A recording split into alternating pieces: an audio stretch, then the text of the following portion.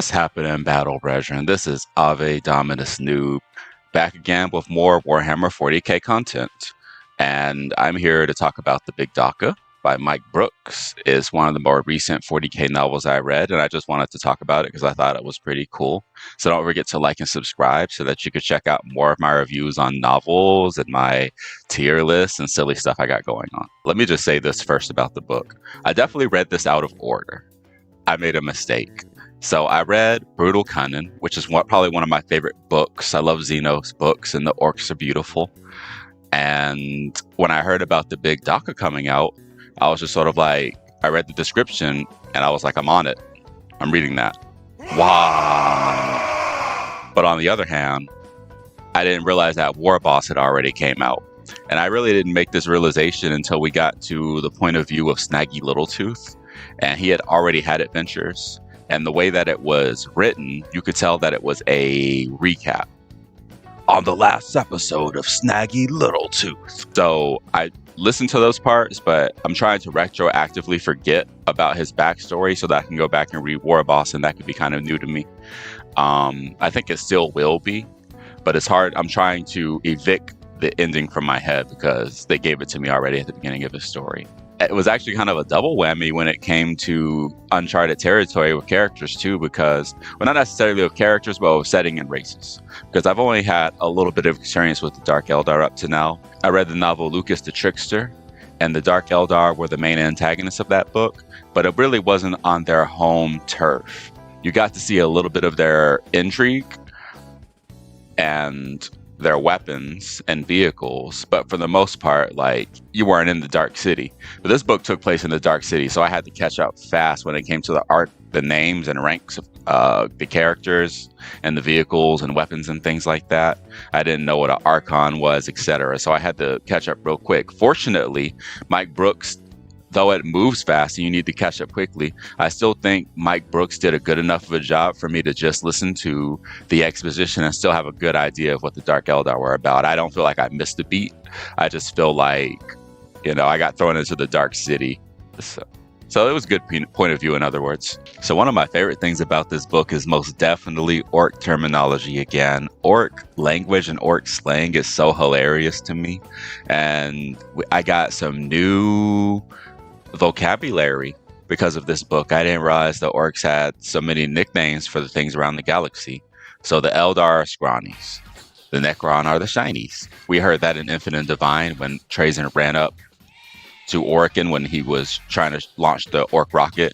One of the orcs came by in a dragster or a buggy, whatever it was, and they seen Trazen and they just, Shiny, get! And Jaya bounced a bullet off his forehead and stuff. I always thought that was funny. I'll never forget about the Shinies because of that. The Tyranids are Bug Eyes, and the Drukhari are the Spikies. And they even call Commorragh Spiky City, which is a really cool nickname for Commorragh because it is a spiky-ass city. The orcs are not wrong on any of these accounts. And I also think that the Dark Eldar's terms for things are really cool too. Like, for instance, their term for the orcs, the Araxia, or the Children of Destruction, which is a badass name. So Dimera was my first look at an Archon, and she's pretty cool. I was kind of looking at her as the villain of the book. Dimera is the point of view Dark Eldar. She is an Archon, I think a leader of a large group. I'm assuming is that what that is. I have not done my research prior to or after reading this book about the Dark Eldar still. I'm still just going to let my knowledge that I got from the books that I've read so far just build my impression. And I'm going to look for more things on them after this. I would like to read The Path of the Dark Eldar, though I don't think that's an audiobook format. I'll probably find a way. But that's besides the point. So she is pretty awesome. She's the other side of the coin to Uftak. She, similar to him, is trying to acquire power in their respective faction. And her plan is basically to use the orcs to defeat some of her rivals and prune them. And also to use the orcs' defeat to rise to power in her, is it the port city of something? She basically wants to use Uftak to rise to prominence. She's not really a villain.